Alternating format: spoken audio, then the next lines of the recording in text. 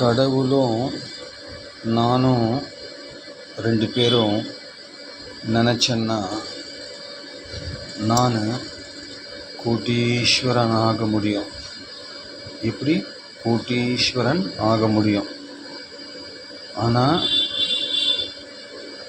நான் நினைக்கிறேன், இன்னும் கடவுள் நினைக்கல. கடவுள் நினைக்கணும். பட் இப்போது நடுத்தரமான நபராக இருந்தாலும் சந்தோஷமாக தான் இருக்கேன். அதுக்கு முக்கியமான மிக மிக மிக மிக மிக பெரிய இப்படி மிக மிக மிக மிக பெரிய காரணம் இறைவன், வல்லவர். அவர் தான். அவர் தர சந்தோஷம்தான். தேங்க்யூ.